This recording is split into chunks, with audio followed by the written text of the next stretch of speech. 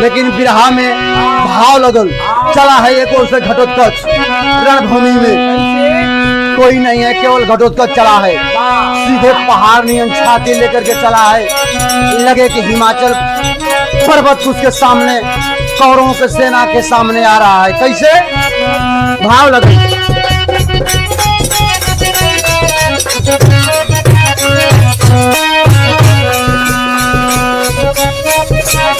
जैसे गरजेला हो गगनामा, जैसे गरजेला हो गगनामा, वैसे गरजेला हो जवानामा, पनमा सन कैला जलना, जैसे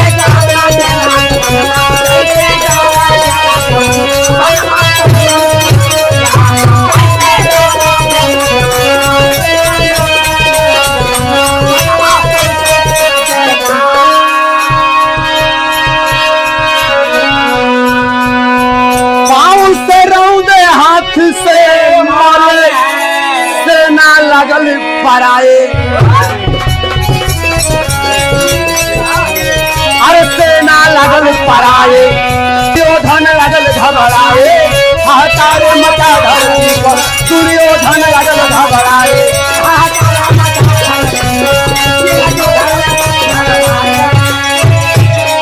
अरे कैसे होई एकर बधानामा, कैसे होई एकर बधानामा, पहले बाते भारी सुखानामा बनावा सन कैला जलना, कैसे होई एकर बधानामा, पहले बाते भारी सुखानामा बनावा सन कैला जलना, कैसे होई एकर बधानामा, पहले बाते भारी सुखानामा बनावा सन कैला जलना।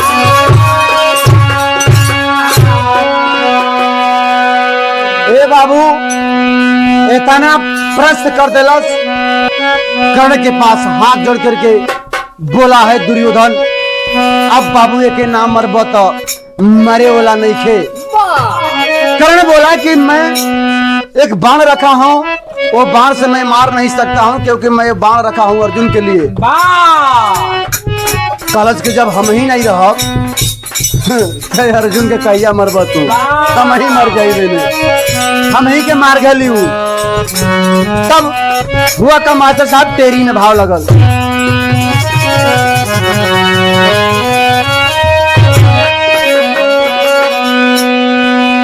अरे लाशों की रण में ढेरी लग गई, अरे मारे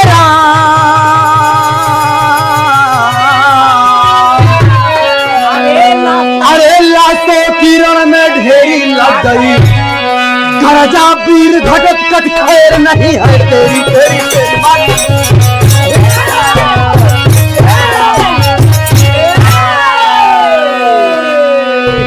कहाँ छुपे हो नीति निर्धम, सन्मुख मेरे आओ ना, अरे ललकार रही है मौत तुम्हारी, जंग हाथों जोड़ दिखाओ ना,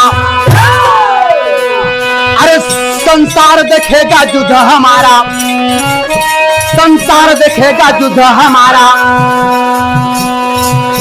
किसमें कितना पानी है, अब फड़क रही है भुजा दंड हमारे, अमर वीर बलदानी कलश किया संसार युद्ध देखी हमार, तब जनिया के मर्द से काम पड़ रहे। हे बाबू लास्ट में विवश हुआ है जब कर्ण कोनो चारा ना चलल, निकाला है कर्कश से बाण कर्ण, आज जब बाण निकाला है कर्कश से, हुआ का मास्टर साहब पापड़ में भागा फिर से वाह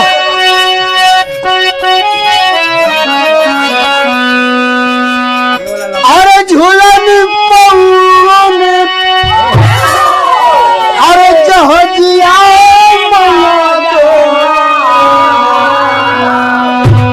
हमार पैजे बड़ा जहीरा चढ़ा हमार पैजे बड़ा जहीरा चढ़ा हमार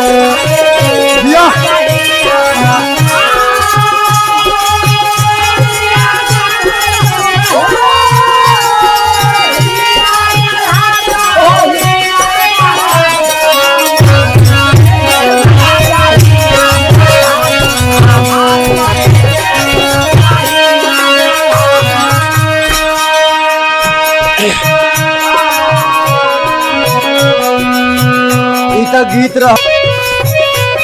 दुर्योधन बोला कर्ण से, मेरा जान बचा लो, नहीं तो ये पता नहीं कहां से राक्षस आ जाए बाबू, मार गली हमरे के। का कलश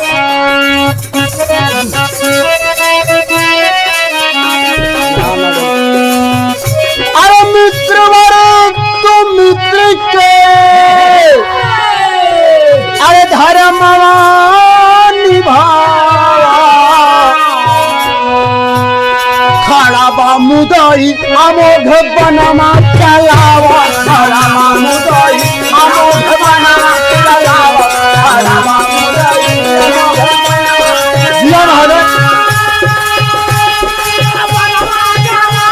हो बनावा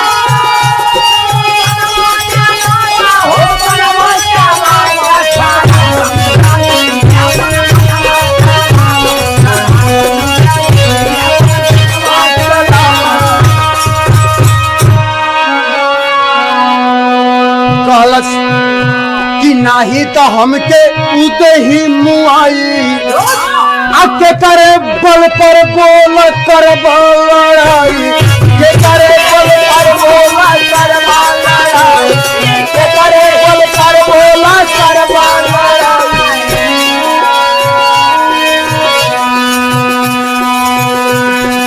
अरे बोला दुर्योधन, अरे बोला दुर्योधन ना बेरिया लगावा, खड़ा बा मुदई अमोघ बनावा चलावा, खड़ा बा मुदई अमोघ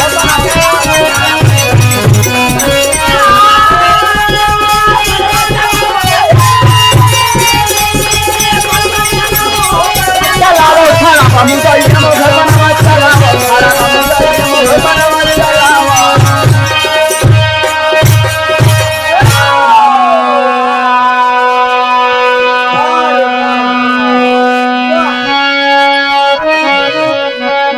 आज अब इतना सुनस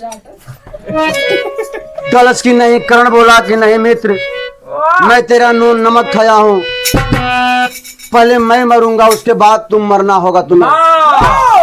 मैं जब तक जीते जीते तुम्हारे ऊपर आंच नहीं आने दूंगा। अर्जुन मरे या ना मरे, अर्जुन के मैं मारूं या ना मारूं, मैं इसे मारूंगा। बाबू हो उठौले बाटे धनुष बाण, और उठौले बा मास्टर साहब हुआ था पापड़ में भाव लगल। अरे विवश हुआ है कर्ण वीर बलवानवा बनवा मरले बाप, आकट के नाचे धरती पर गर्दनवा बनवा मरले बाप, नाचे धरती पर।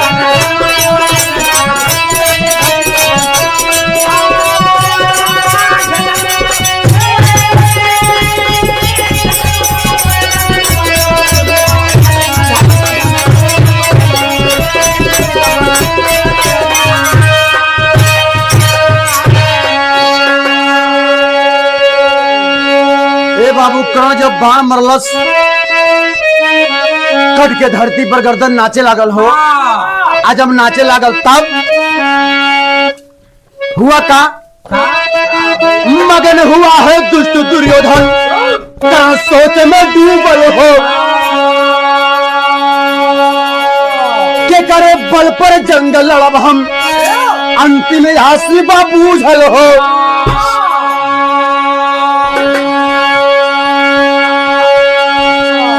छूट गई जीवन के सब खजानावा बनवा मरले बाप, अरे छूट गई जीवन के सब खजानावा बनवा मरले बाप, आकट के नाचे धरती पर गर्दनवा बनवा मरले बाप।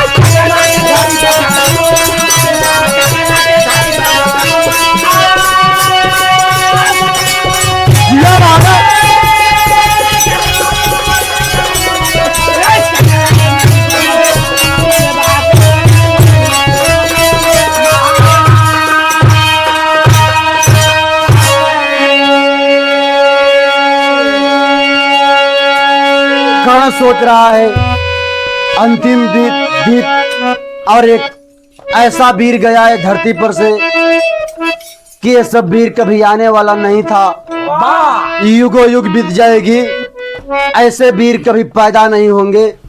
कर्ण सोच रहा है बाबू, रो रहा है, लेकिन दुर्योधन मगन है कि एक राक्षस पांडवों की ओर से मैंने समाप्त करवा दिया। हे बाबू समझ नहीं पड़ा भैल का मास्टर साहब वाला लग गई लो।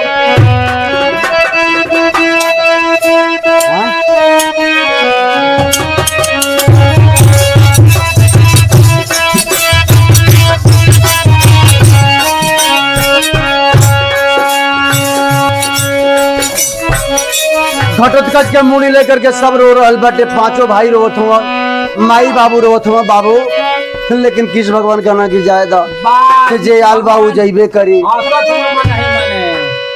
जे आइल बटे जाई, सबके नियम से चल जाए के। हाँ कैसे मास्टर साहब? अरे धीरज बना पंडो, अरे पुत्र के कन्हैया,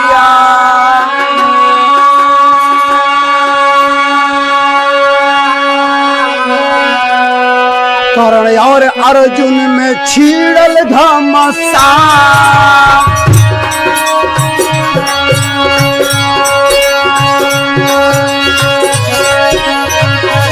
अरे कर्ण और अर्जुन में छीड़ल घमासान,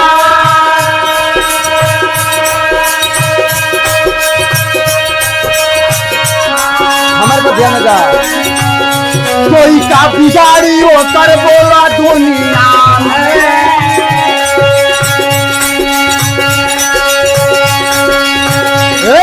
कोई का बिगाड़ी बोला होकर दुनिया में,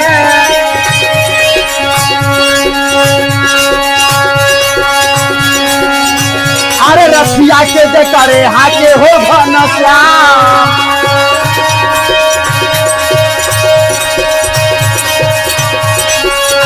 अरे रसिया के दे करे हाके हो घनश्याम,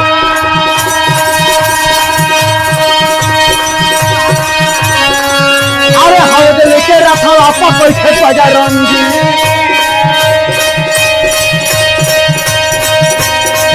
अरे हौद लेके रखा वापस बैठे बजरंगी,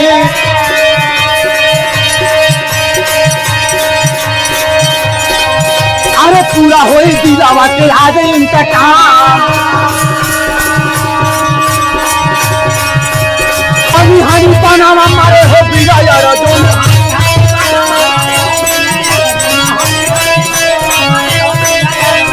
अरे हनी हनी बनावा मारे हो बिना यार दोनों,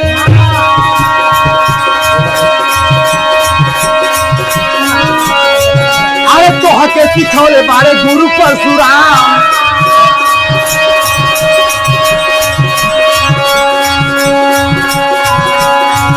अरे पौरुष देखावा आवा अर्जुन बला करिया,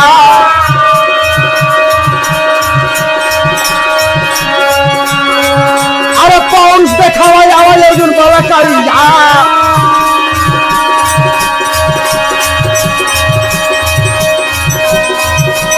अरे मरला सब में हानावा वो हंसी के गुरु धाम,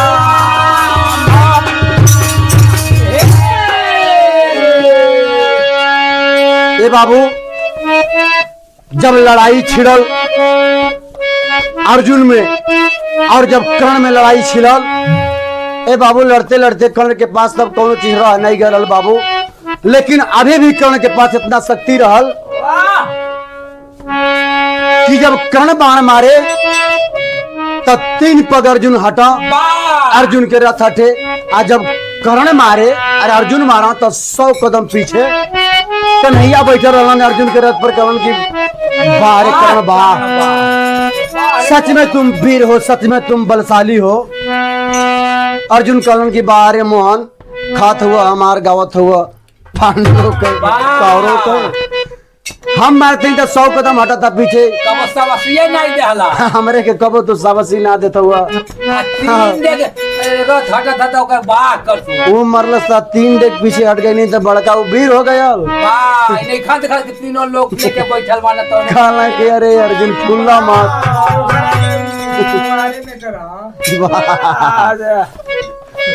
पकड़ाईबा कहियो रडारे पर ना। पकड़ाईबा तो बुझी दी देबा। कालस के तू जानत नहीं खा। हाँ अरे तोहरे रथ पर बजरंग बली स्वयं हम तीनों लोग के भार लेके रथ पर बैठल हैं। आपन बल लगा के तू लड़त हुआ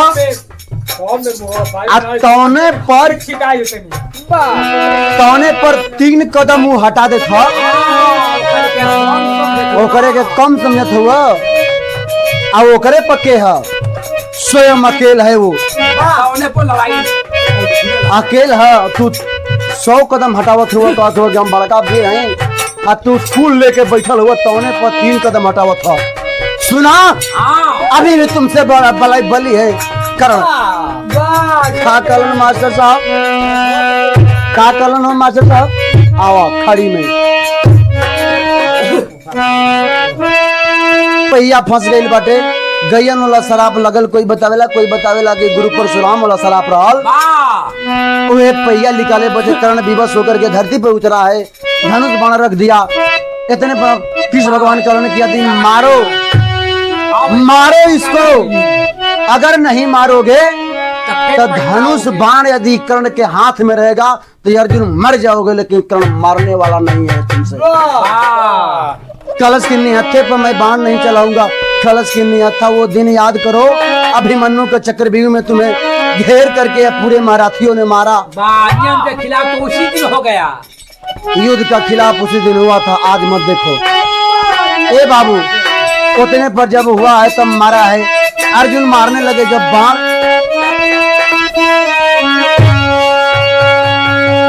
अरे वसुधा पिया लहू पागल विजय के बजना, विजयी भैले बालावा नावा हो कुंती के ललाना।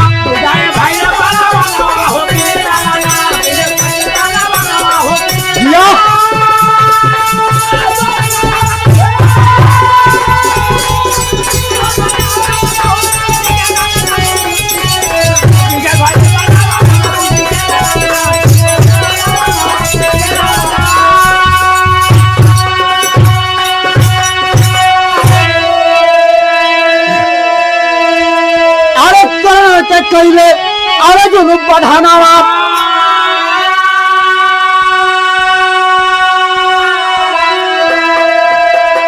अरे बेचारा के जाने ला सगरे जहानावा।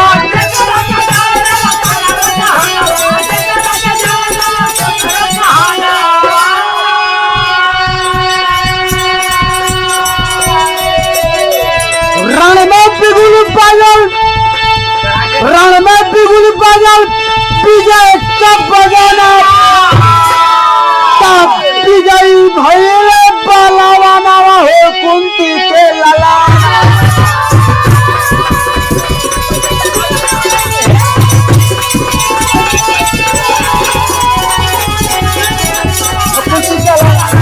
भैले बालावा नावा कुंती के लला।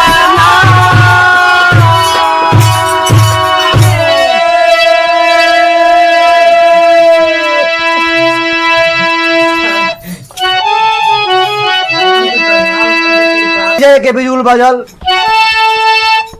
मरलन गर्दन कटल जरूर, लेकिन कृष्ण भगवान करण की अभी तुमसे बली है।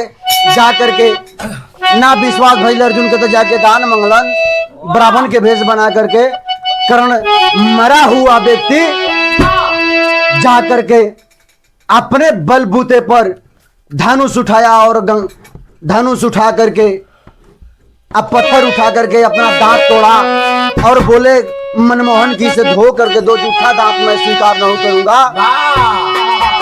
तो धनुष पर प्रतिंचा पर वहां चढ़ा करके और मरा गंगा जी में। मरा हुआ आदमी पताल में से गंगा जी हर हर हर बहने लगी और धो करके बोला कि लीजिए विप्र महाराज, ये तो शुद्ध दांत हुआ। वहीं पर अर्जुन का घमंड टूट गया, बोला कि सच में कर्ण बहादुर था, इसमें कोई दो राय नहीं था। मास्टर साहब गुरु घराने के परिचय आवा विरासत समाप्त हो। अरे गुरु बिहार हरि गुरु गणेश गुरु रामलाल मोर बाटा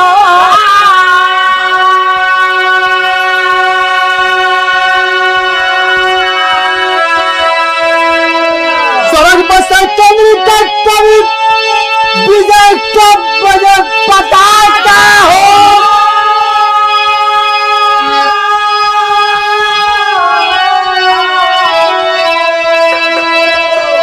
लाशों की रण में ढेरी मच गई